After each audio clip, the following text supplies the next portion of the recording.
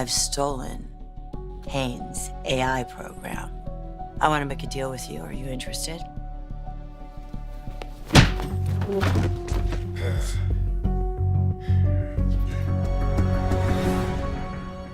The Young and the Restless, Y&R, spoilers update for the week of February 2nd to 6th reveals that some Lily Winters, Crystal Khalil, chaos will erupt while a new Dominic Winters, Ethan Ray Clarke, Casecracker Helps and Claire Newmans, Haley Erin, obsession remains on full display. As Ian Ward, Ray Wise, visions continue to mess with Mariah Copeland's, Cameron Grimes, Head, Devon Winters, Brighton James, will give Sharon Newman, Sharon Case, and Nick Newman, Joshua Morrow, updates on Mariah kidnapping Dominic Winters, Ethan Ray Clarke. Sharon will meet with Tessa Porter, Kate Fairbanks, as they try to understand Mariah's messed up thought process right now. Mariah's behavior won't make sense to Tessa and Sharon, but they'll know they have to do everything in their power to help bring Dom home. That's why Sharon and Tessa will be part of a strategy session at the Chancellor Mansion later. Devon and Abby will turn to Detective Burrow, Matt Cohen, for help cracking this case, but he'll need to know more about who Mariah is and what's going through her mind. With any luck, Tessa and Sharon might be able to offer up some hints about her next destination. As for Noah Newman, Lucas Adams, he'll bicker with Nick Newman, Joshua Morrow, about his plan to move to Los Angeles with Sienna Bacall, Tamara Braun. Next, Claire will interrogate Sienna again and hope she remembers more about Audra Charles, Zuleika Silva, past than she previously admitted. Of course, Sienna may be a bit distracted by her doubts about Noah seeking a fresh start out of town with her. Claire will eventually meet up with Holden Novak, Nathan Owens, since he'll need her help with a project he's working on, but she'll continue to fixate on her Audra takedown mission. Other Y&R spoilers say Lauren Fenmore Baldwin, Tracy E. Bregman, share some news with Billy Abbott, Jason Thompson. Perhaps Lauren will swing by to check on Jill Abbott, Jess Walton, while she's out of town and tell Billy how his mother is really doing afterward. Will Jill be in worse shape than Billy feared? As for Diane Jenkins Abbott, Susan Walters, and Jack Abbott, Peter Bergman, they'll have a reason to celebrate. Jack and Diane's efforts to relaunch Jabbo may be a big success, but Kyle Abbott, Michael Mealer, will still have to help his dad pull off a power play.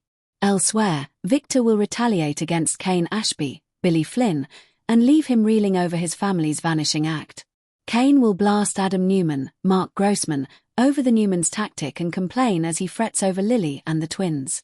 Phyllis Summers, Michelle Stafford, will be there for Billy and most likely warn that he has no real reason to worry. Victor would never harm Lily, Mattie Ashby, previously played by Lexi Stevenson, or Charlie Ashby, previously played by Noah Alexander Jerry. Kane may argue that he doesn't know what Victor's capable of since he's never lost his whole empire before. As for Nikki Newman, Melody Thomas Scott, she'll gripe about Victor's scheme since he may not include Lily like she wanted. Victor may contend that they need Lily to believe in the danger if they're going to sell this to Kane. Then again, maybe Victor will somehow arrange to isolate Lily, Charlie, and Mattie without them ever knowing they've been kidnapped. Victor will have a plan that he thinks will work out for everyone, but he'll push Nikki and all the other naysayers to trust him. The Young and the Restless spoilers say Victor and Kane's feud will heat up, so stay tuned for their next face-off. The name hits Sharon like a bucket of ice water. Christine Cricket Blair is not just another lawyer. She is a living, breathing archive of Sharon's deepest shames. She is the best friend of Sharon's late husband, Cassie, whose death Sharon will always feel responsible for. She is the woman Sharon's great love, Nick Newman, once loved and nearly married.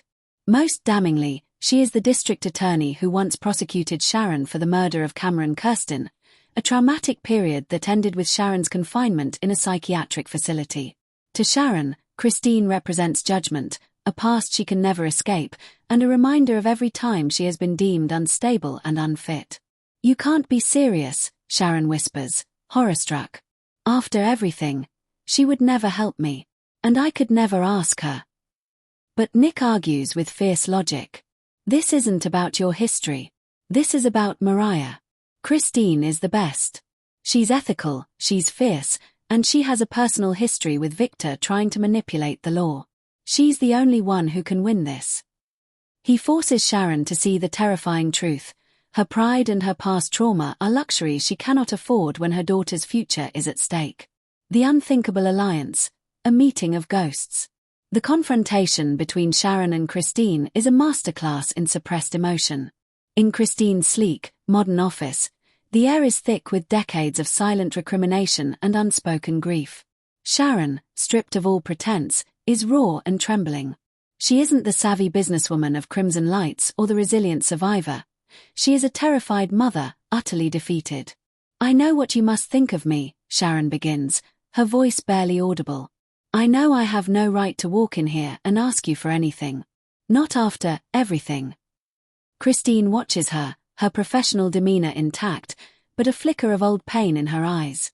She remembers the bright young woman from the coffeehouse, Cass's hopeful mother, and the profoundly broken defendant she once saw shackled in a courtroom. Sharon lays it all bare: Michael's refusal, Victor's suspected interference, Mariah's fragility.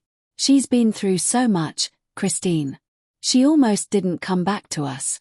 I can't let this break her. I'm begging you. Not for me.